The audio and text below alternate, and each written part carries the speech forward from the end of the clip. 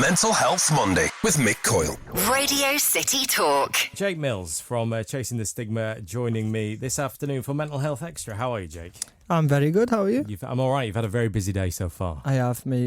I'm here though, and I'm ready to talk to you. We appreciate you being here in your very busy day. This could be a bit of a breather in the middle of your crazy day. It's good.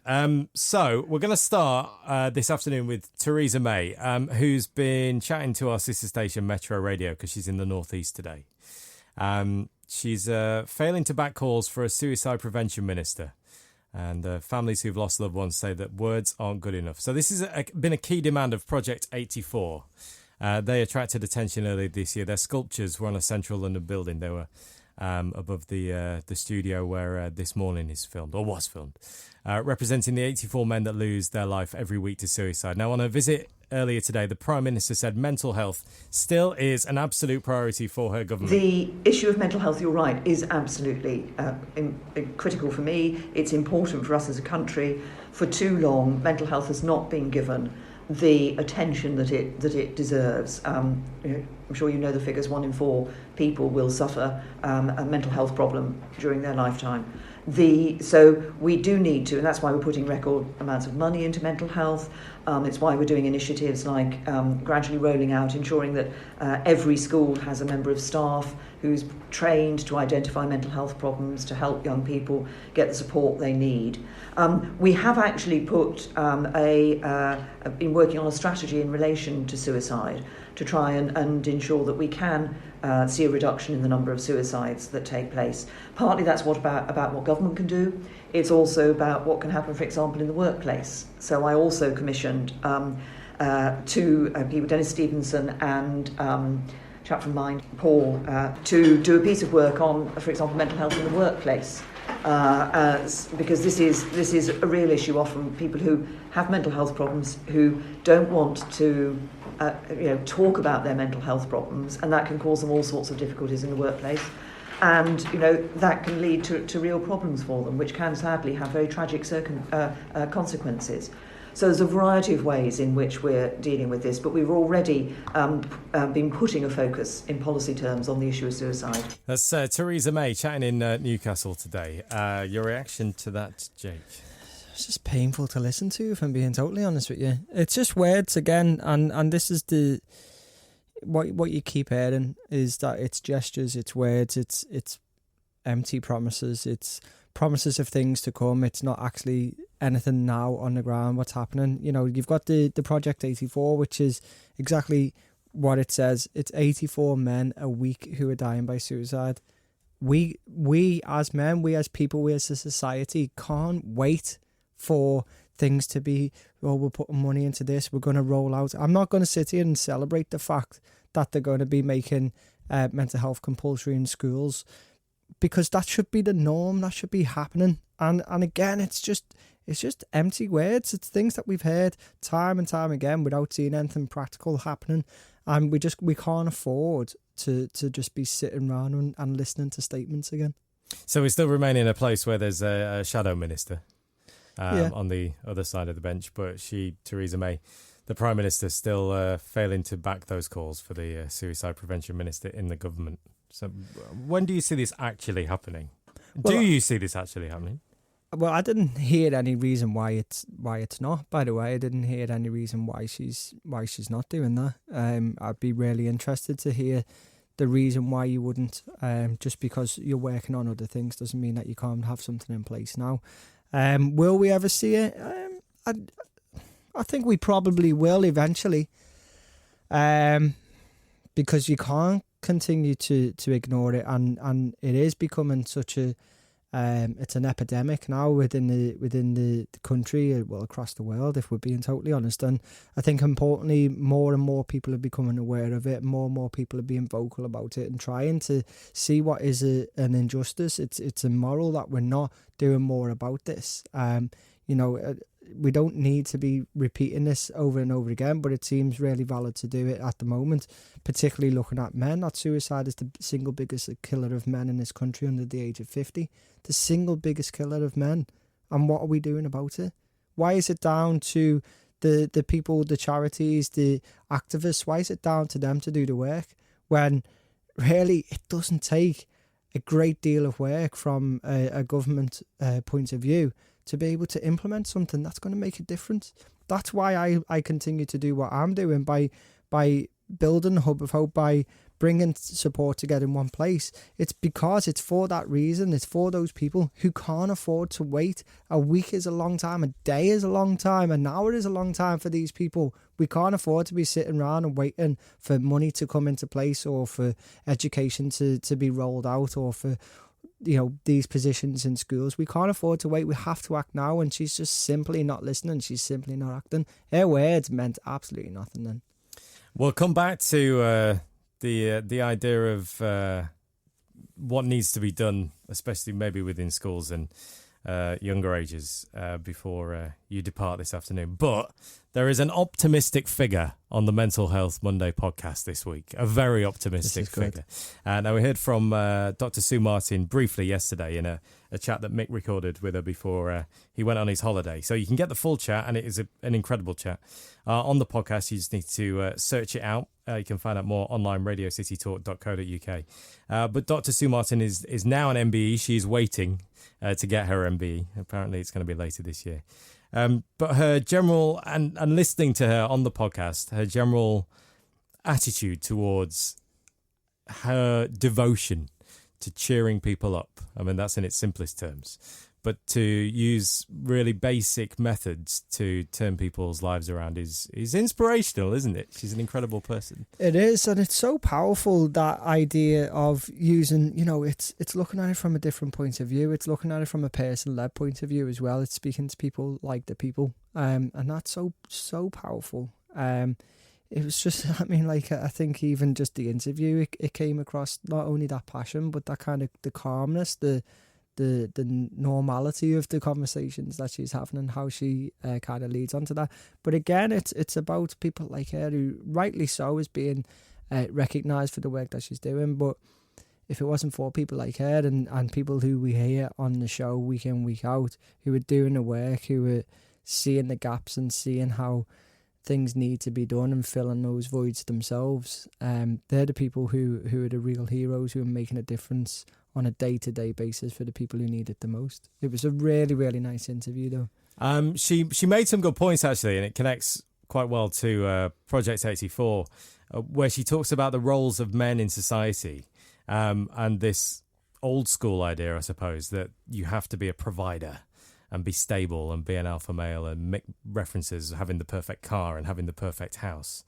And she sort of turns that on its head, really, and makes it clear that actually as a man, you don't necessarily in this day and age have to feel that you're 100% successful at everything you do.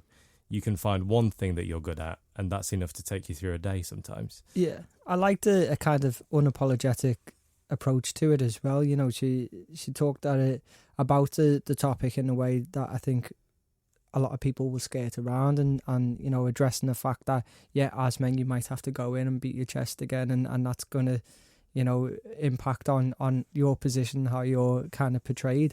But I think it was really interesting because this is, the Project 84 is about men, led by Calm, and we know we're not kind of dismissing the mental health difficulties and suicides within women as well in the country, particularly young women.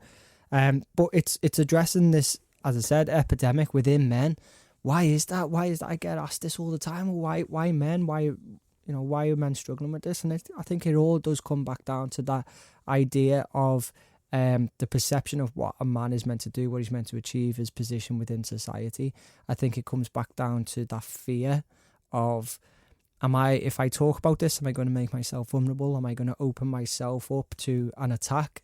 I think that's what it does all come down to. It's being scared to show that vulnerability. And I've noticed when I talk about mental health, whether it's at an event, whether it's a one-on-one with somebody who asks what I do, men will always tell me something that they've struggled with once I've opened up about what I do. The reason is they trust me to not use that against them. And I think that's what it's about. I think there's a myth that men don't want to talk. I think that's untrue. It is a myth, and men do want to talk, just don't necessarily know how or where or when to talk. And it's about gaining that trust and that reassurance that, you know what, you're not going to be judged for this, and you're not going to be attacked for this, and nobody's going to use this against you. And it's gaining that trust to be able to break through and to say it's okay, you can talk. Do we see too much toxic masculinity still in the world from politicians, from public figures, from people who hide behind social media handles that still intimidates men? And actually, we touched on this briefly yesterday, and it's an unrelated story, but it could connect sort of. And it was a stat on how many pubs are closing each week in the UK. And a contributor on the panel said that pubs originally were a place where men could go and talk. And I'm not saying they were talking about their feelings, and they were probably talking about work and families and probably back in the day what they were up to. And that sort of lack of social space where men can communicate isn't there anymore. And if you were to put a label on a football ground, you'd probably say, or a sports ground, that would be the place where the talking should happen. But because there's still an idea, this perception of masculinity around sport, and we still don't have an openly gay footballer in one of the big clubs or anything like that, is a minor example of the fact that it's still shrouded in masculinity. Yeah, I think there's a massive misconception about the actual phrase toxic masculinity, and I think a lot of people will take that as an attack on men. The way I see it, it's not an attack on men. It's not saying men can't be men, and the idea of a man is toxic. That's not what that means, in my opinion. It's addressing these stereotypical ways that men are hiding behind a perception what they think they should be like, and not accepting actually who they are, not talking about the feelings, not being emotional, because this idea of what it is to be masculine. And I think that is what the toxic masculinity actually is, and what it refers to. And I think that is a huge factor in the suicide rates that we see within men. But as you said, you know, football grounds, pubs, these are the places where we can be having conversations because people are coming together. And I think it was mentioned yesterday, but I've said this before, when you talk about mental health, if you went out in the street and you said to anybody, tell me a word that you associate with mental health, it will always be negative, because this is the message we're putting out, is that mental health is when you're struggling. Mental health is about everyday life. We all have mental health, whether it's good or bad. And when I'm talking about saying in a football ground or in a pub, we should be talking about our mental health, that doesn't mean that you need to be crying into your mate's shoulder and saying I'm struggling. But it's just talking generally and asking how you are, and being comfortable and saying, do you know what, I'm not okay, or I'm struggling a bit, or this is going on, but I'll be all right. You know, it's just having a conversation, it's opening up. But places like football grounds, pubs, taxis, all these places are actually where we should be getting that message out there and normalising the message and normalising that conversation, to know that if you do ever struggle, you can open up to somebody. And Sue Martin on the podcast was, she referenced the importance of drop-in centres for her experience. And obviously the waiting list for counselling on the NHS are very, very long. So drop-in centres still, will always play a big part in terms of people being able to kind of access some instant relief from what they're going through. Yeah, and it's about being able to signpost to the help that's available. You know, from doing the work that I have been doing at Chasing Stigma and the Hub of Hope, I'm learning every single day just how much support is out there, how many organisations, charities, community groups are willing to just take people in, just to have a chat, have a coffee, and be able to then signpost onto further help if it's needed. But I think as a society, we think generally there's only two ways of help: one, antidepressants, and two, therapy or counselling. And what we don't appreciate is that there's things that can either go hand in hand with them, or as well as them, while you're waiting on a waiting list as well. You never have to just stick to the one. There's loads of options. You were at LIMF over the weekend. We were. I'd like to say that I enjoyed the music and the booze, but I didn't at all. You were too busy. we were kind of collecting donations for Chasing the Stigma, having loads of conversations, genuinely loads of conversations across the 2 days with people who were coming up to us, asking us about what we do as a mental health charity, sharing their stories. Again, people are so willing to share their stories once they know that somebody who is not going to judge them. And just really getting that word out there that, you know, there's help available and people don't have to suffer. And it was a massive eye-opener for me how many people were willing at a music festival to come up and just talk about the mental health. It's fantastic. No, once again, it's one of those spaces, isn't it, where people are enjoying themselves but may not be feeling great. And if there is, you know, an opportunity, you always see the first aid tent. You know, all festivals should also have the mental health tent as well, right? Absolutely. And we were working, the youth workers who were there and stewards and security were all really interested in it as well. So it's really good to know. And Lizzie reminds me that you had free cake, and that's very important. That is what got us the money, let's be honest, because it was the cheapest thing there. And before you go, back to your very busy day, you guys have been nominated for an award, so bravo. Tell us what that is. Yeah, so we've been nominated for a Charity Times Award for innovation and looking at how we've used technology within what we do by building a hub of hope and making our help as easy as possible to find. Yeah, I mean, I still feel like it's just an idea in my head, so it's strange to hear other people talk about it and then be nominated for such a big award as well. So, I think the awards night in October, so fingers crossed. Well deserved. Well done. You're going to be back next week with Mick? Yeah. Fabulous. What else is on the agenda for today? Anything else did you get? Just meetings and coffee. I'm sick of it.